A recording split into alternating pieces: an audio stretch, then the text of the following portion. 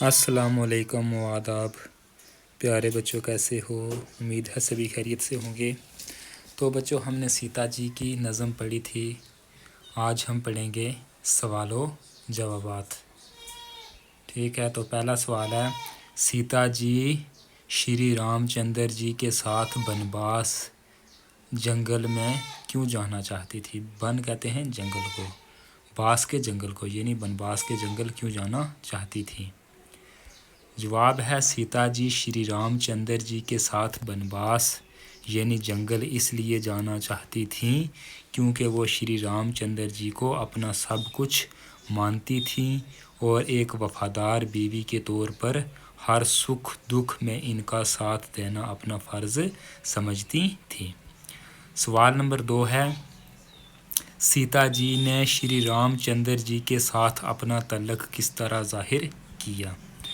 जवाब है, सीता जी ने रामचंद्र जी से अपना तल्लक इस तरह ज़ाहिर किया कि वो इनके पाँव की लकीर की मानिद यानी लकीर जैसी हैं, आँख की पुतली की मानिद हैं, इनकी शरीक हयात यानी बीवी हैं जो इनसे दूर नहीं रह सकती। सवाल नंबर 3, सीता जी ने बनवास की तकलीफ़ों को किस तरह राहत करार दिया यानी आराम करार दिया? राहत कहते हैं आराम को, सुकून को। जवाब है, सीता जी कहती हैं कि जंगल में रहकर घास फूस भी मुझे मखमल के बिस्तर सा महसूस होगा, यानी घास फूस का जो बिस्तर है वो भी मेरे लिए एक रेशम की तरह नरम और मुलायम महसूस होगा। जंगल में रामचंद्र जी के साथ इनमें सारे गम भूल जाऊंगी, वहाँ मैं रामचंद्र जी के साथ खुशी खुशी रह लूँगी। उसके बाद सवाल नंबर 4 है, रामचंद्र जी सीता जी को छोड़कर गए तो उन पर क्या बीतेगी? जवाब है, रामचंद्र जी सीता को अकेले छोड़कर गए तो उनकी ये दुनिया अंधेरी दिखाई देगी और जन्नत भी जहन्नम बन जाएगी। अलगरज वो रामचंद्र जी के बगैर ज़िंदा नहीं रह सकती।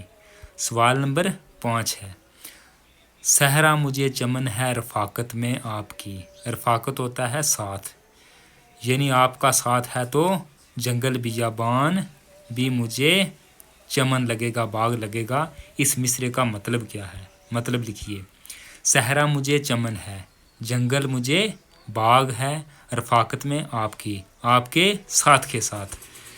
इस मिसरे में सीता जी कह रही हैं कि जंगल यानी वैराना भी मुझे बाग नज़र आएगा अगर श्री रामचंद्र जी की कुर्बत नसीब होगी। कुर्बत मतलब करीबी साथ, यानी रामचंद्र जी के साथ रहकर कोई भी गम नहीं होगा। तो ये थे आज के सवालात व जवाबात। मिलते हैं एक नई वीडियो के साथ, एक नए सबक के साथ। तब तक दीजिए मुझको इजाज़त। अल्लाह हाफिज़।